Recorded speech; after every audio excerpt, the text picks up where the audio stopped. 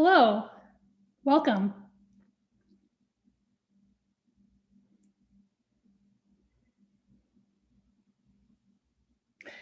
Thank you for joining us for our 2021 Legislative Wrap-Up webinar. My name is Sarah Odendahl. I'm the Government Affairs Consultant for the Bend Chamber, and I'll be the host and moderator for today's event. We are very excited to welcome our legislative delegation, Senator Tim Knopp, Representative Jack Zika, Representative Jason Kropf. We appreciate them all taking the time to join us after what was a long and at times arduous 160 days of our legislative session in Salem. I'd also like to thank today's presenting sponsors, Miller Lumber and SunWest Builders. Their continued support allows us to offer these webinars free of charge to both Bend Chamber members as well as the community at large.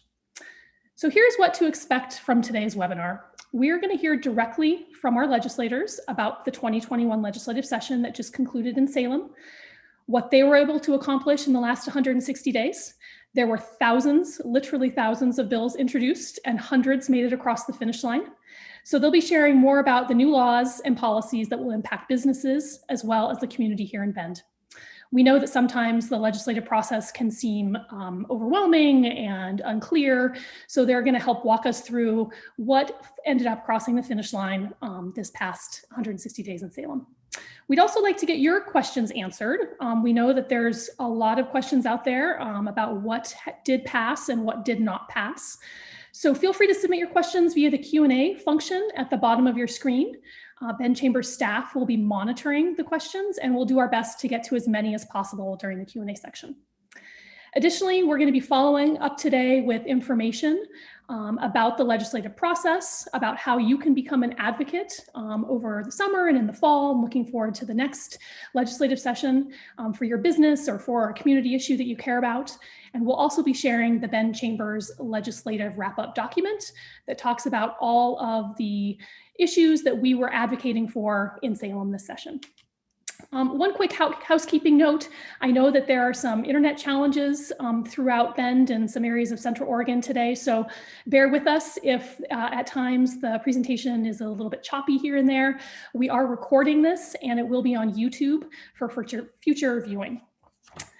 So now let's hear directly from our legislators. It is my distinct pleasure to welcome all of our legislative delegation. These are three individuals that represent Bend and the communities of Central Oregon at the Salem State House, and we are very excited for them to join us today. First, let's welcome Senator Tim Knopp. Tim represents Senate District 27, which covers areas of Bend, Redmond, and other Central Oregon communities. Tim has served in the legislature for the better part of the last couple of decades, first in the House as a House Assistant Minority or House Majority Leader rather, as well as currently in the State Senate. Outside of the legislature, Tim is the Executive Vice President of the Central Oregon Builders Association, very engaged in affordable housing and the nonprofit community here in Central Oregon. Welcome, Senator Knopp. Would you like to share a few words? Thank you, Sarah. Can you hear me? Yes, we can. Thank you. Excellent. Well, I am having those internet issues, so hopefully you'll be able to get most of this, but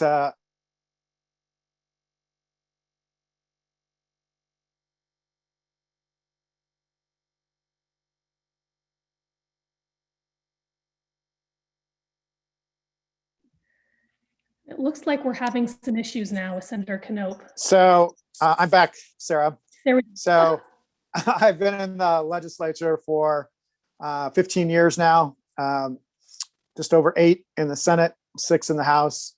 I served on the Senate Redistricting Committee, which I still do. I served on Ways and Means Committee as well as the Health Committee. And, you know, we had a lot of interest in bills, but the main thing that I was working on this session was trying to make sure that we opened our businesses and got kids back to school. And it looks like we have now accomplished that. And there's a lot of policy things I think that we'll talk about later, but it was my honor to serve with 2 representatives who did great jobs. Of course, Representative Kropf in his first term and Representative Zika in his at least second term, right? So glad to have both of them as partners in this legislative process. And we got a lot of good things done working in a bipartisan way. So I think it worked the way it was supposed to. Great, thank you. Thank you again, and thank you for bearing with us, even though you are having some technical challenges. We hope that it'll be smooth sailing from here on out. Next, it's my pleasure to welcome Representative Jack Zika. Jack represents House District 53, which includes the city of Redmond, as well as communities in Tumalo and Sun River, parts of Bend, other parts of Deschutes County. Jack, as Senator Knopp mentioned, is serving in his second term in the legislature. Outside of the legislature, he is a realtor, very engaged in the local realtor community, working on affordable housing, and childcare has been a passion of his that we've worked very closely with over the last couple of sessions. So Representative Zika, would you like to share a few words? Thank you, Sarah. Thank you, the Bend Chamber, for having us today. I really appreciate being able to talk to everybody and go over things that we accomplished. Your Central Oregon delegation has been hard at work, and we've got a lot done for the region. And I'm very proud of a lot of work that we accomplished. And I'm very happy that the Chamber was actively involved with a lot of the things that we were doing, from letters to testimony. Really appreciated all your work. In the legislature, I've been serving as the vice chair for the Early Childhood Committee, which was formed over the summer with Representative Power and myself getting the speaker to reform that committee. And then we have, I'm on the Housing Committee, Ways and Means for Transportation Economic Development, General Government Committee, and Rules Committee, which is all the controversial bills come through there. Really focused in on childcare this session, as well as affordable housing and the wildfire recovery. So we have a lot to go over, and I saw that I don't have very much time when we get into it, so I'll try to speed it along as much as I can. Thank you. Welcome. Well, thank you. And we can allow as much time. We know that there were literally, as I mentioned before, thousands of bills, and many of them very important to our community. So we have as much time to go over the bills that you want to discuss as you'd like. And then last but not least, our newest state representative, Representative Jason Kropf, serving the city of Bend in House District 54. Jason is in his first term at the state house. However, he is not a newbie to politics. He served as the assistant DA for Deschutes County and previously a public defender. He's been very engaged in local boards, court-appointed special advocates, as well as the Bend Parks and Rec Board. And we are very excited to hear about his perceptions on the first session, which was an unusual one at its best, given that it was all virtual. So welcome, Representative Kropf. Would you like to share a few words? Thanks, Sarah, and nice to see you, Representative Zika and Senator Knopp again. And thank you, Chamber, for having me here today to talk about what we were able to accomplish this legislative session and sort of projects for the future. And thanks again. I'll echo what Representative Zika said. Thanks again for the Chamber's advocacy and meeting with me and keeping me updated on local issues concerning our business community was incredibly helpful in my first legislative session. Yes, I heard repeatedly, like, this is not a normal session. This is not what it's going to be like in February of 2022. So I hope maybe I have some unique perspectives going through this process for the first time and doing it all virtually. I got the pleasure to serve as vice chair of the Economic Recovery Committee on the House side and serve on the House Judiciary Committee and also on the Public Safety Ways and Means Subcommittee. So I'm looking forward to discussing, sort of accomplishments of the Central Oregon legislator group that we were able to funding for certain projects here in Central Oregon and other sort of policies and bills that I thought were important are going to have a big impact on Oregon's future. Great. Well, thank you all three for joining us again. We hope that you are going to have some much needed downtime, a little bit of respite away from the legislature, and just thanks for your time again today. So before we jump into the perspectives from the legislative viewpoint of the 2021 session, I wanted to share a brief overview of the Bend Chamber's legislative priorities for 2021 and how we have engaged historically at the Capitol. So every year, the Bend Chamber's board sets a legislative agenda, which is driven in part by the guiding policy principles that the Chamber has set forth for the organization. Those are issues we have worked on historically for a number of years. They include increasing the supply of affordable and attainable workforce housing, addressing homeless issues here in our city, economic vitality, workforce development, and innovation that can lead to a vibrant business community here in Bend, a diverse, equitable, and inclusive chamber membership, business community, and workforce, support for workforce infrastructure projects, transportation, ways to alleviate future congestion and address the growth issues that our city is dealing with. Of course, access to affordable, high quality childcare has been at the top of our list year after year. And last but not least, a thoughtful balance between environmental sustainability and economic health. So those are big buckets of policy, covers a large swath of issues that we can engage in every year.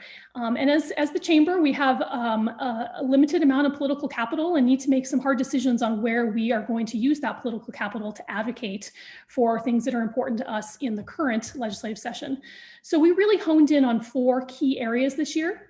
Childcare, obviously childcare is key to getting the workforce back in full form after COVID. It's been an issue we've advocated for a number of years. Affordable workforce housing and homeless issues. We've seen with the growth of our community, the need for housing at all levels, as well as other services and wraparound supports that we can offer to our houseless population here in the community. We took a special focus this year on tax and regulatory issues. As Senator Knopp mentioned at the onset of the program, one of our biggest objectives this year was to reopen businesses, keep businesses open, and support businesses that had been impacted by the COVID economic pandemic issues. There were lots of ups and downs over the last 18 months, and so we firmly took a position on no new taxes, no new regulatory burdens, and really trying to keep businesses in a place where they could function and come out of the pandemic as a whole business. And then last but not least, there was a bucket that we just kind of called other. And this was a whole host of issues that are important to businesses in the local community here. It includes advocating for enterprise zones, higher education funding, supporting our local community college and OSU Cascades, and dealing with a variety of different issues that come up every year with regard to employment law, workers' compensation, and other issues that affect businesses in the community. So we can look back, and when we did this legislative preview, we thought this is going to be kind of a crazy session. We're not sure what's going to be on the table. COVID was still raging in our communities. We weren't sure what kind of additional supports were going to come from the federal government. And we saw the session play out as a very unique, interesting, as Representative Kropf mentioned, session, but we can look back and say it was actually highly effective. We were able to pass affordable housing, childcare bills, support our partners at the state business associations in fending off tax increases, and really come out of this session looking towards the future as a future full of resources with the enhanced resources with our budget, and looking towards other opportunities for investments in our community. So some of the other details, as I mentioned, will be in our legislative wrap-up, which will come after the program here today. We always welcome participation in the advocacy program. Our advocacy council at the Bend Chamber works hard throughout the session to identify these issues and levels of engagement that we can advocate for in Salem. So that's just a little bit about the Bend Chamber's legislative priorities. And now I'd like to jump into our legislators. We would absolutely love to hear their thoughts about the legislative session, bills that were important to them, things that overlap with our priorities, but also hear about other issues that they feel are important for our community and for you all as members of our community to know about. So don't forget to enter your questions in the chat Q&A box at the bottom. We'll get to those at the latter part. And Senator Knopp, let's start with you. How did you think the business community fare during the legislative session, and what are some issues you'd like to share with us? Well, thank you, Sarah. It's great to be with you all. And it was an incredibly different session than we've had in the past, mainly due to the fact that the public was completely locked out and they didn't even want staff there for most of the session. And so those of us who came to the Capitol found ourselves in a very lonely place, but we still had to get our work done. And most of that happened through meetings like this. There were very few in-person meetings, virtually none with lobby. I use the word virtually in quotes. There were not many in-person meetings with legislators either until later in the session. And so we had the opportunity to try to do business like all the rest of you, which was by phone, by email, by text, what have you. And it made things much more complicated, much more difficult. But nonetheless, we had priorities. And some of those priorities we've been working on for a couple of years, at least those of us who had been there. So the OSU Cascades Student Success Center, huge, important thing to get done this session. We did that in a very bipartisan way. We're able to get that accomplished, and very excited to see that come to fruition. On the public safety side, we've been looking for a couple new judges at least for some time. Our population has grown significantly. Thank you to Representative Kropf and Representative Zika for their efforts on that as well. We were able to accomplish that. Mostly in terms of business, we were able to stop much of the bad stuff that was considered this session. One thing that we were not able to stop was a tax in Senate Bill 139, which passed. I think it's about a total of a $50 million tax increase, mostly on upper income business people. I voted against it, as I voted against it. I think it was the 2014 special session, because the tax credit or the tax break was used, and the way it came about was the legislature eliminated the senior medical tax credit, and I didn't agree with that, and thought that was a bad idea to trade those tax credits off to others. And so I voted against it both times. The ARPA money, as it's called, played a significant role this session. The federal government obviously borrowing trillions of dollars and pushing those out to the states. So Oregon got a share of those funds, which meant Central Oregon got a share of those funds. And so we prioritized as a delegation, and we each chose projects, and I think we all agreed with all the projects, but the ones that I chose were the little kits, kind of daycare, early learning issue for $1 million, and a well in Redmond for $1 million, and the Hawthorne Crossing, sometimes called the Midtown Crossing, for $2 million. And so funds were spent there. The cities and counties got separate funds as well, significantly so that they can determine where they want to spend those as well. But overall, I think business had a decent session considering, I think, what had been proposed. I'm a little bit concerned about a lot of the new rulemaking that has come about. The most recent rulemaking on heat, over 80 degrees and over 90 degrees, which we call summer in Central Oregon. Obviously, when you get up to 95 to 100 degrees, becomes a different issue. But we want to make sure that any rulemaking around heat as it relates to outdoor workers are both reasonable and protect the worker at the same time. So I think we're going to be watching carefully over that. And then, of course, the emergency rules as it related to COVID that put business in a very awkward spot. Hopefully, we will get back to a better sense of normal now, and looking forward to the governor not renewing the emergency after December 31st, and hopefully she'll end it earlier than that. But it was a pleasure to serve this past session, and look forward to any dialogue or questions that might come up. Great. Thank you, Senator Knopp. I'm sure this was certainly an interesting session compared to all of your prior sessions, one for the books, and hopefully next session we can kind of get back to that norm of in-person communication.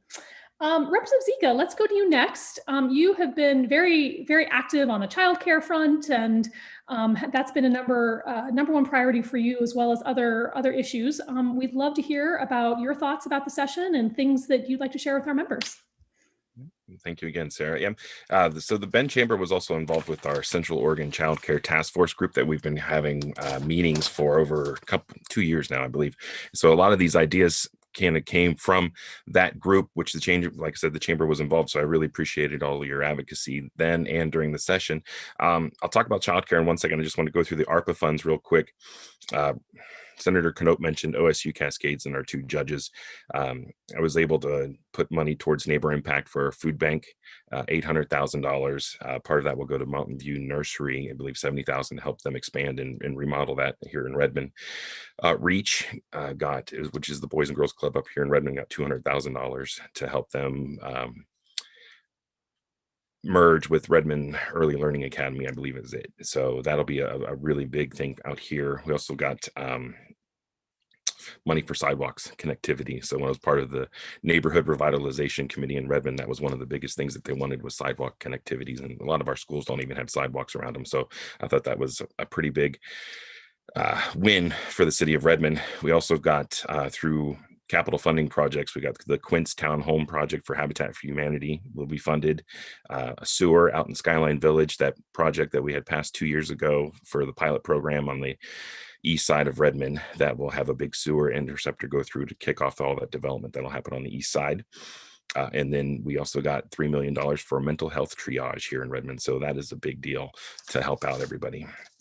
So if we go through some of our bills that we passed through childcare, we've had something that we've worked on a long time was with the City of Bend and City of Redmond have worked on what are the hurdles to open up a childcare business? What are some of the things that really keep people from jumping in the business? And some of that was how much it costs to start the business. You have unconditional permit fees, you have transportation permit fees, and City of Bend reduced the transportation, City of Redmond reduced eliminated the unconditional use permit. So what we did is I took that model and went to Salem and passed 3109, which says that cities cannot treat a childcare business any different than any other business, and it's allowable use now to have childcare in all residential and all commercial and some industrial zones, as long as it's not heavy industrial or has been cited by the EPA or DEQ as a disaster area or an area that shouldn't be as acceptable for that. So we have that was a good bill. It also allows child cares to be co-located in EFU land, which we tried a couple of years ago, but failed. That this time we got it passed. So now if you have a school or a church that has already in existence and has pesticide setbacks, it has all of that in the farmland, you could put a child care facility in that same area. So that was a big win. The quality ratings now for child cares will change. They won't have the stars anymore. They're going to reassess that model. The star ratings might have made parents feel like they were inadequate when they were trying to find child care. If they were trying to get 3 or 4 stars and they couldn't find it, they would get 1 or 2. And it might have just been some parts of the programs were different. And so now they're going to have a website that lists all the programs that a child care facility has. If you want to bilingual, if you want, sign language, if you want to have those types of options, you'll be able to look and check instead of having a star rating. We passed the tribal early learning hub, so we'll have some money for Warm Springs to have some childcare and go up through there and help out with some of the tribes. And then the big bill that I worked on for over a year was the Department of Early Learning and Care.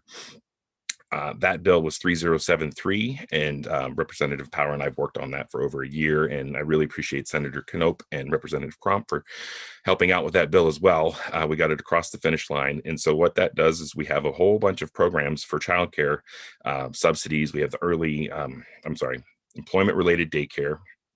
We've got Head Start, we've got Baby Promise, we've got Preschool Promise, and they're all in different departments. And so what this does is consolidates all those programs and puts it under the Department of Early Learning and Care and transforms the Early Learning Division into the Department of Early Learning and Care.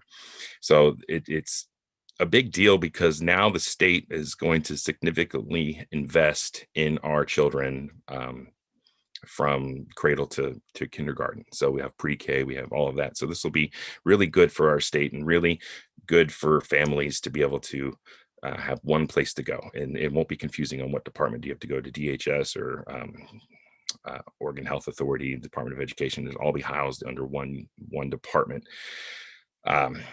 And then through that consolidation, we should be able to help out more families. What we were able to do is expand the employment-related daycare. So that'll help out more families. And hopefully the goal is to keep the payment low, the initial payment to like $40, $100 instead of paying $1,000. So that's the goal of the department, is to keep that employment-related daycare funds going and increase the funds and keep the deductible low. I guess you would call it deductible. So those were a few of the bills that we passed in childcare and housing. We passed, this is where it's going to get deep here. So we have a lot of bills that we passed for housing. So you mentioned the homeless centers. 2004 and 2006 were how we funded the navigation center here in Bend for $2.5 million. So that was the bills that we got through, and also helped out the siting of those homeless shelters. Bethlehem Inn was interested in using the hotel program, the turnkey program, and moved to Redmond to have another facility up here. And we passed another bill to help and to facilitate that progress. So we'll have another Bethlehem Inn type facility in Redmond. We also had the wildfire bills was 2341 and 672. So those will help site and build. If you had a house before, you should be able to build again, and will help you with your property taxes. So you don't have to pay taxes on a structure that's no longer there because it burnt down. So that we took care of that. We also took care of the permits and the siting. So if it's already there, you don't have to pay permits. The county can waive that. So there's all kinds of things that we did to make it easier for people to build their homes again that they might have lost in the wildfire. Another thing we passed was Senate Bill 8. Senate Bill 8 makes it easier for cities to build affordable housing. So if you have an area that would be deemed a good spot for affordable housing in a commercial area or a light industrial area, think of Les Schwab on Cooley Road, that area over there on the northeast side. This bill would make it easier for you to build affordable housing up there, as long as it's adjacent to a school or another neighborhood. So that's the only caveat there with the industrial part. And then within Senate Bill 8, it makes it harder for someone to sue to stop that build. And if they lose and LUBA decides in favor of the city, the person that sued the city over that affordable housing will have to reimburse the attorney fees. So we're trying to get at it where it's we're getting trying to lessen the litigation part of it and making sure that we can get affordable housing in as quickly as possible. So that was a big bill to get passed through. We had 2842, which is our Healthy Homes bill, which we put I believe it was $10 million to help out with Habitat for. Most people don't know that Habitat for Humanity also refurbishes homes they also build homes for low-income families, but they also refurbish and update homes. So this $10 million will help them with that. So I think we'll get a lot of newer windows, newer heating systems, things like that to make them more energy efficient. Sorry, I lost my place here. We have long-term rental assistance, 2163. So if somebody under the age of 25 gets into trouble and they get incarcerated, and when they're having a hard time trying to find some place to rent, there's now a fund to help guarantee that the landlord can have that guarantee that they'll pay their rent or the security deposit. So we created the long-term rental assistance fund with $4.5 million. We have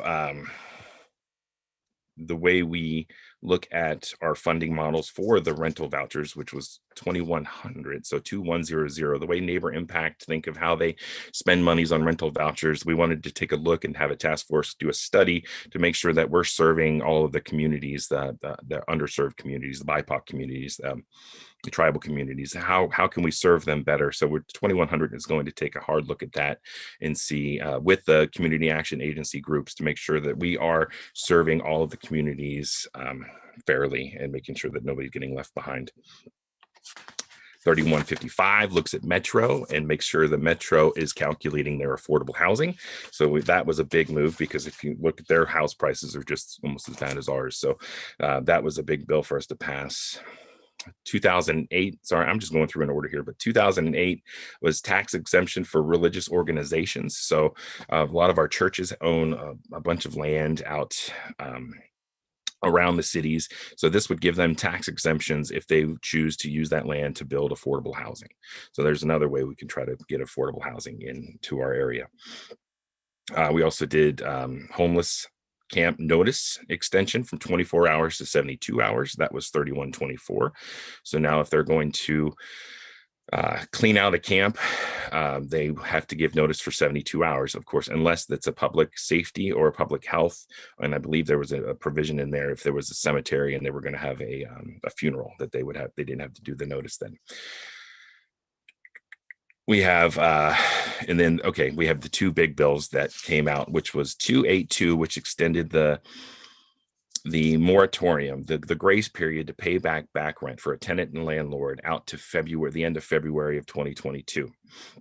So that doesn't count for front rent. So right now, if you don't pay your rent, well, we'll get to that, but there's another bill for that. But if you weren't to pay your front rent, you could still be evicted. But for your back rent, you can't be evicted until the end of February. So there's a grace period to pay that back rent, in which we've established the landlord compensation fund, which I was a part of that all summer, where we secured $200 million for landlords and tenants to try to apply for that money and pay the back rent, pay all the arrears. So they have that grace period now. And then we also passed what is Senate Bill 278. And 278 says that if you've applied for that money, there's a 60-day period that the landlord cannot evict, because OHCS and is trying to get those funds out. They have the $200 million from the landlord compensation fund, and they have another $200 million coming from the feds. So we're looking at over $400 million here to repay landlords for the back rent, to help out tenants, make sure they're not getting evicted. So then they have the 60-day period to get that money. And if they don't qualify for some reason, then there's a third party fund that we established for, I believe, $30 million that will reimburse the landlord for that missed days of the 60-day rent. So, and then the proceedings could go forward with the eviction. They're coming through with that here pretty soon, and we're keeping an eye on rulemaking, because they've kind of danced back and forth with federal guidance and state guidance. Federal guidance says 90 days, but the state guidance says 60 days, and that was a unanimous vote in the House. So we're really trying to press that's what we wanted here in Oregon, was the 60 days. So that's to be continued on that one. We have the land division bill, which was Senate Bill 458. I've mentioned habitat a bunch of times here, but through a couple of years ago, we had House Bill 2001, which was the middle housing bill, which made it easier to build higher density in town. However, we made a mistake and we missed something, that you could build it, but you can't sell it. So that's pretty important, that you're able to sell those houses, those duplexes. So we did Senate Bill 458, which is the land division. So like tiny lots, things like that, that it really makes it able for a developer to build now and sell. And Habitat for Humanity was a big advocate for that one.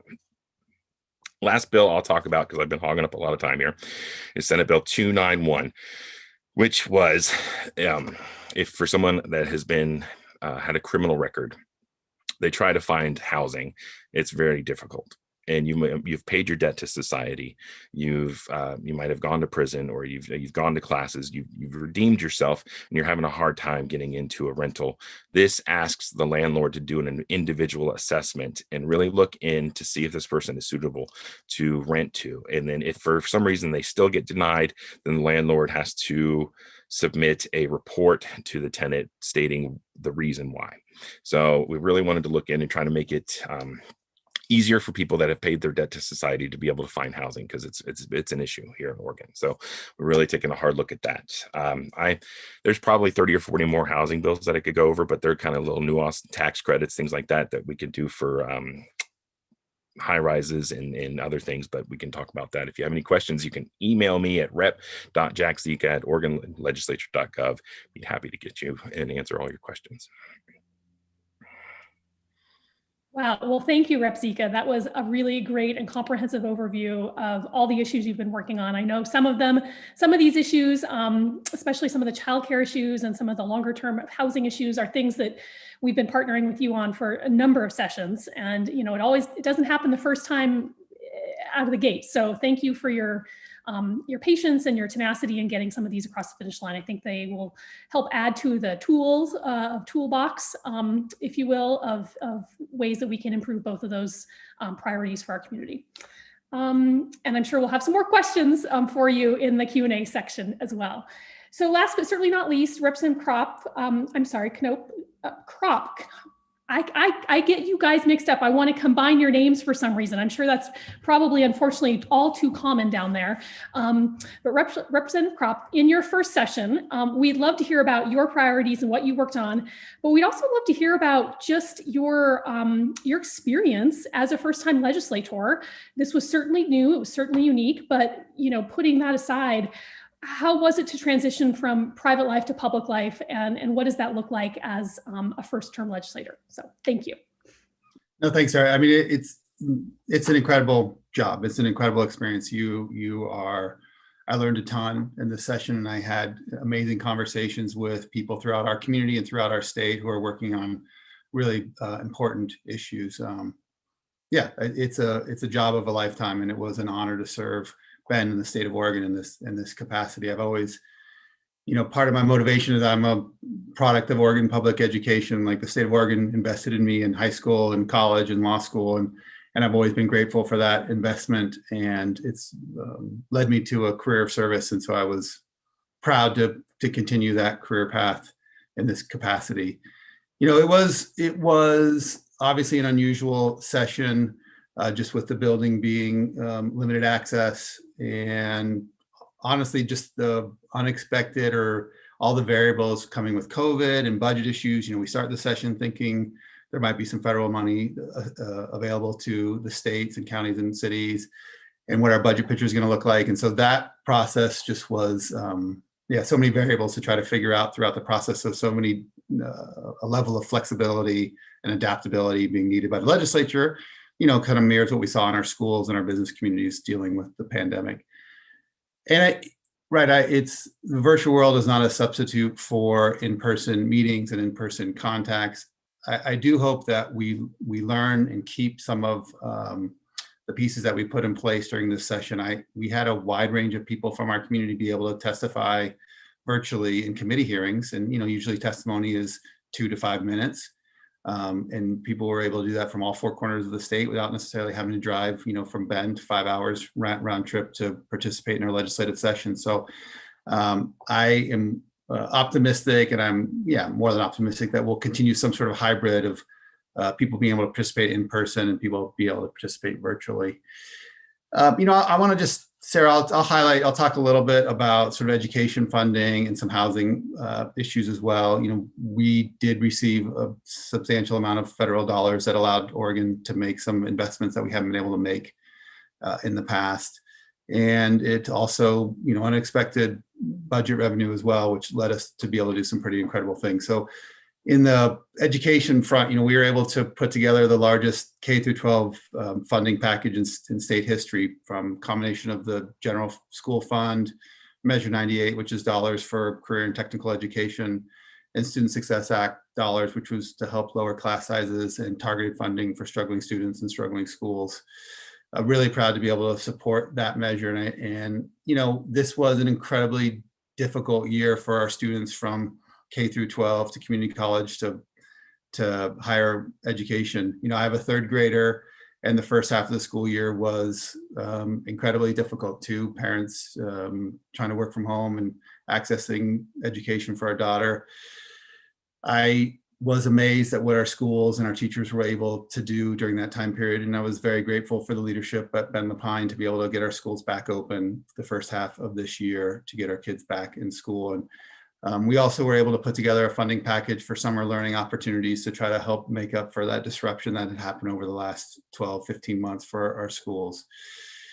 Because of our budget picture, we were able to honor meet the requests of our university systems for their funding requests and our community college. 2 things I really want to highlight that we were able to do was we're able to increase the Oregon Opportunity Grants program, put funding of $200 million behind that program to create grants or increase grants for students who are of lower income who are accessing higher education. I think estimates will be 11,000 more students will be able to access that program because of that increase in funding. And then a bill that really spoke to me was House Bill 2835, which was public benefits navigator positions on our higher learning campuses. I met with several students over the course of the session and before the session who really live on low margins, financial margins, and are trying to access higher education and are experiencing residential instability and food insecurity. And this bill is able to fund a person on each campus to help those students access public benefits so that they could continue with their college and community college careers.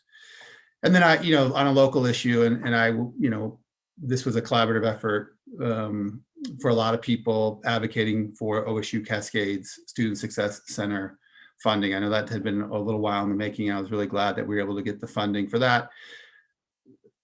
Especially appreciative that OSU students have also put funding behind that program. So there's currently students right now on campus who are paying student fees to fund this new building, and a new building that they probably will not see the benefit of by the time it gets built.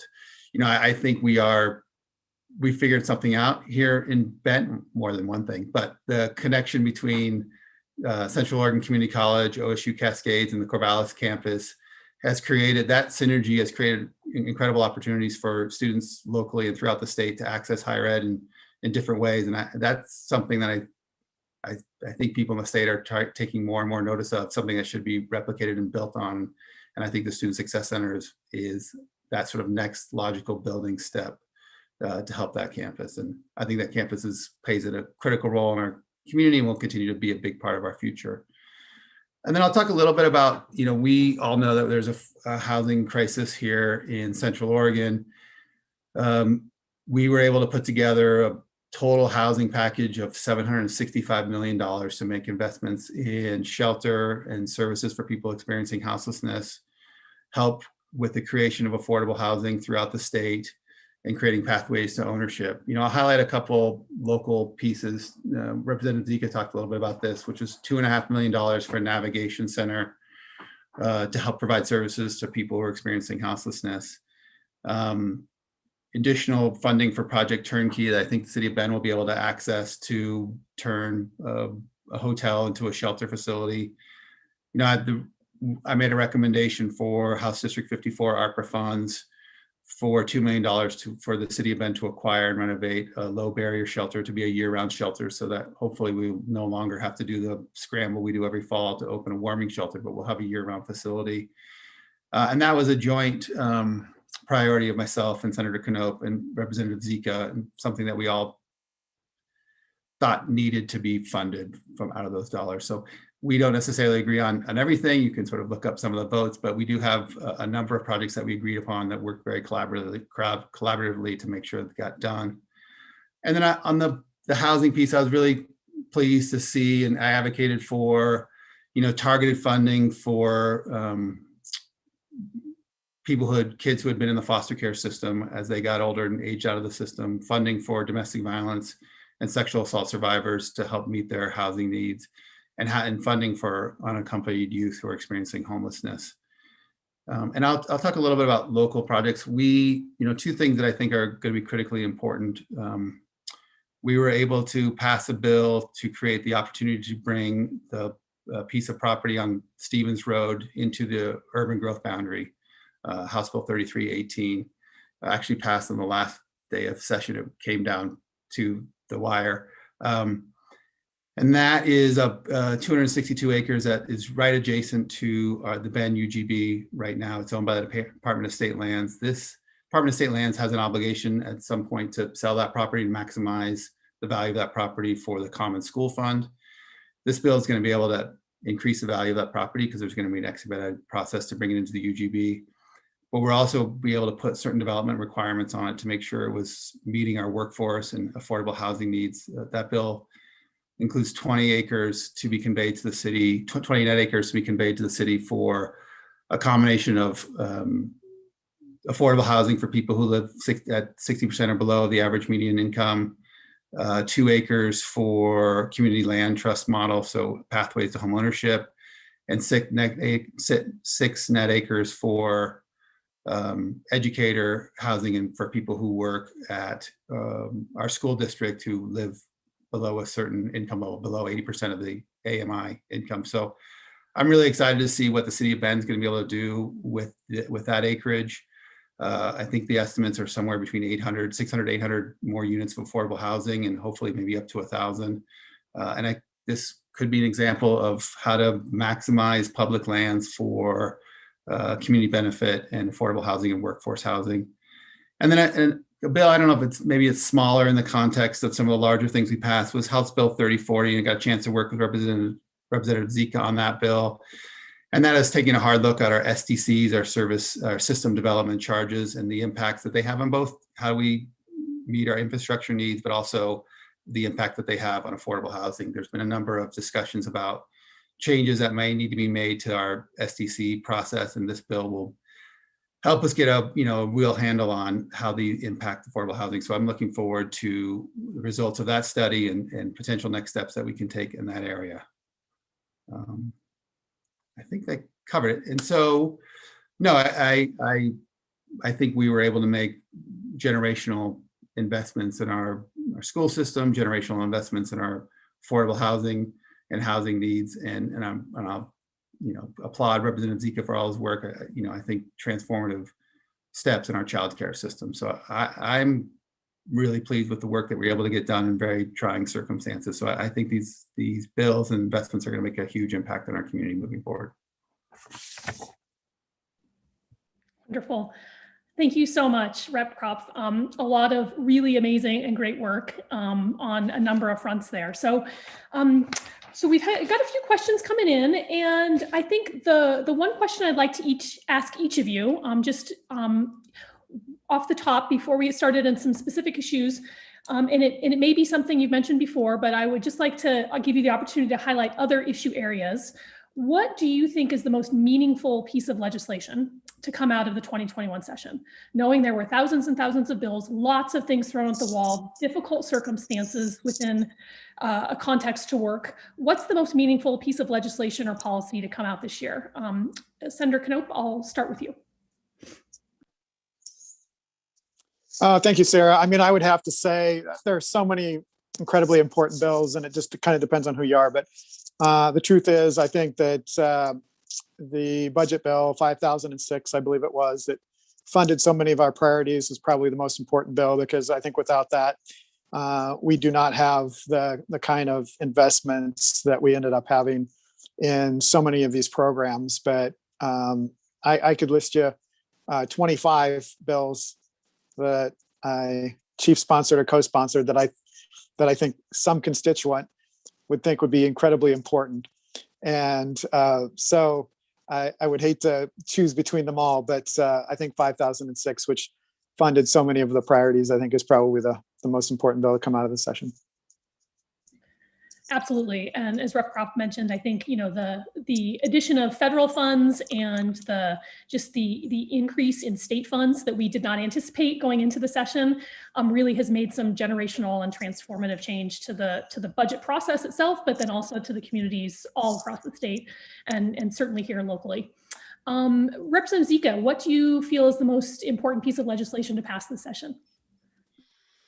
Well, I might have some favoritism here, but I think it's 3073, which is the Department of Early Learning and Care. But that's just my own hard work for a year and a half that makes me feel that way. I think it's just huge that the state finally recognizes that we need to have significant investment in childcare and our children from such a young age. So I really think it's that bill. But it's all about perspective. I don't want to take away from the wildfire recovery bills, and I don't want to take away from all the federal funds that we were able to help out with our local community. So, and then the homeless shelter bill. So there was a lot of good pieces of legislation that got passed, but my favorite, of course, was the Department of Early Learning and Care. Thanks. And it was kind of like asking you to pick your favorite child, unfortunately, right? Rep. Kropf, what about you? What was the most transformational bill that you saw come out this session? Yeah, no, I mean, that's a great question, and also incredibly difficult. It's hard to pick. We talk about that housing package or the child care package or all the investments that Senator Knopp talked about, racial justice measures that we took. Two of the top of our mind for me are House Bill 2021, putting us on a path to 100% clean energy by 2040.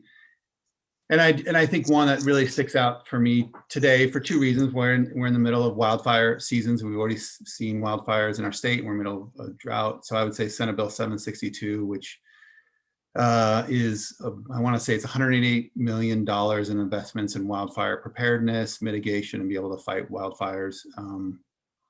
We all drove over the Santiam Valley twice, there and back, and seeing communities like Detroit and Mill City and Gates, and the devastation of, wildfires I never would have expected on the western slope of the Cascades.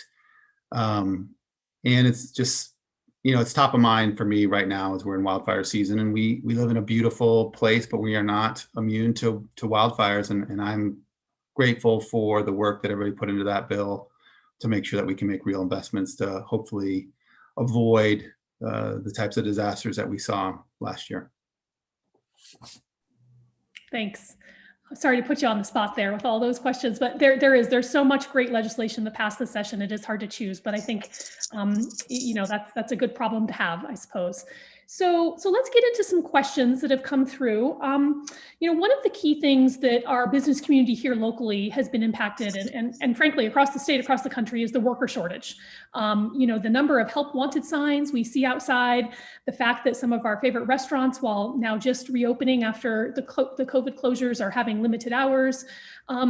What are some strategies that the legislature can take or the state can take to address the worker shortage issue and really incentivize getting back into the workforce?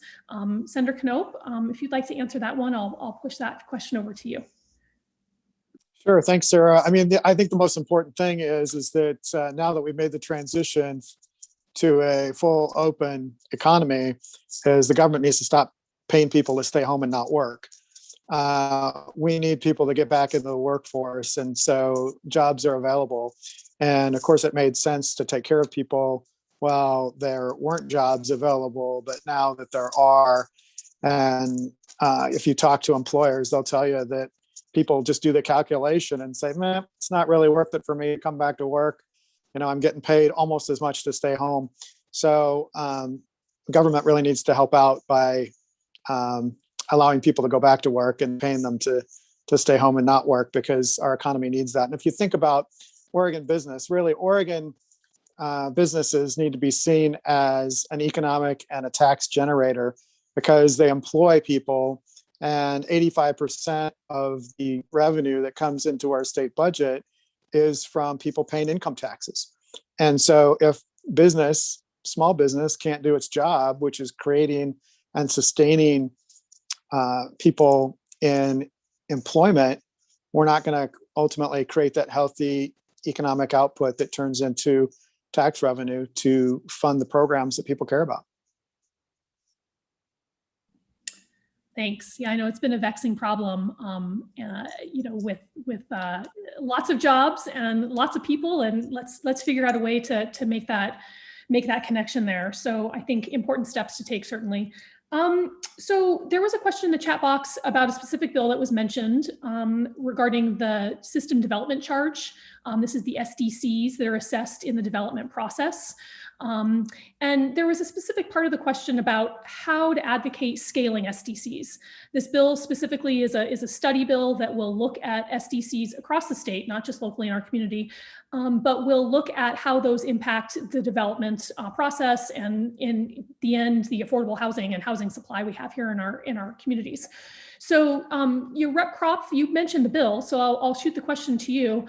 What will you be advocating for? What is your thinking in terms of what you'd like to see come out of that in terms of how we scale SDCs to develop a more robust housing supply? Right. So, there's a lot of conversations about SDCs and impact on the cost of housing. And there was admittedly a variety of viewpoints on that and how they impact housing costs. So the goal of this bill is to do a comprehensive study to look at how we fund infrastructure in the state, and how that also has impacts on housing, and try to make some recommendations based on that of whether we should make some modifications to our SDC system. There's some things that are being done in the city of Bend already that I hope are going to be impactful. You know, I serve on the Parks Board as well, and we have SCC methodology. We have SCCs as well, and I know people have opinions about the rate of those SCCs. You know, I would say this: both City of Bend and Parks are on the cusp of implementing a tiered system. So based on square footage and type of housing unit, there will be different levels of SDCs. I'm hoping that encourages or makes it easier to build different modalities of type of housing to meet our workforce and affordable housing needs. I think the purpose of the study is, in those conversations, there was just so many different viewpoints of what should be done. And if we can have one comprehensive set of data to help us make those decisions moving forward, we can kind of get past the logjam that we had on those discussions. So I'm looking forward to see what that study says. And I not to sort of piggyback on Senator Knopp's question, I'll just make a quick comment. I think part of what we need to do, and I think we've made some real steps on that, is like the notion of workforce infrastructure. And to me, that means investing in a school system that gets people prepared for the jobs of today and tomorrow. That means investing in housing so that people can afford to work and live in Bend and Central Oregon.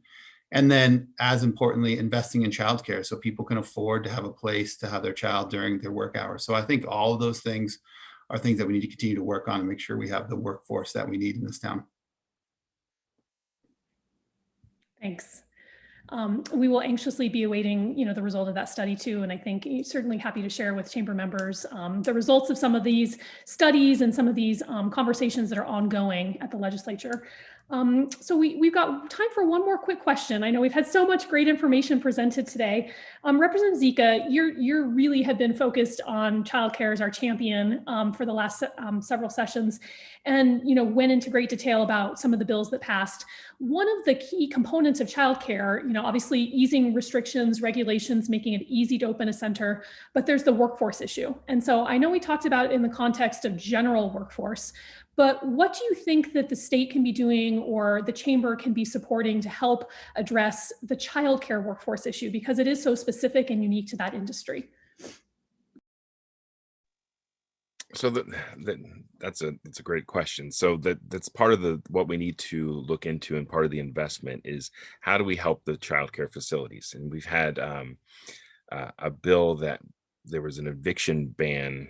Oh, gosh, I do eviction because of housing, an expulsion ban. So for children that were in childcare, and there was resources that were put into that to help train and continuing education, what to do in certain scenarios, having somebody to call. The early learning division now be a Department of Early Learning Care, having that phone number to call somebody and discussing what's the next steps. How do we proceed from here if they're having a problem child, if they're having things like that. So there are significant investments that are happening, and hopefully that will provide additional training for providers, and that will provide help.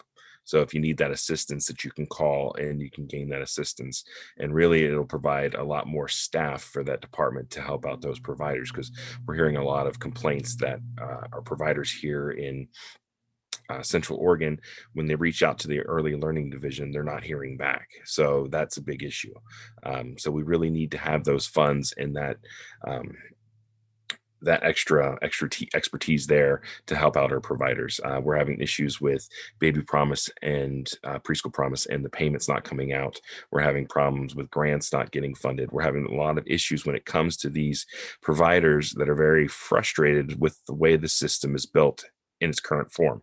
So we have a lot of work to do going forward. This isn't just say, hey, we created the department, let's take a victory lap, we won. It's not there. No, we have a lot of work to do. We have to make sure that this is done right, and we have to make sure that the priorities are set for this department to help out the providers. And so there's a lot of help that will be available to them, and there will be resources available to them, so we can start reopening these businesses. We had a lot of closures in the pandemic, and we were already a childcare desert, and you hear childcare desert all the time.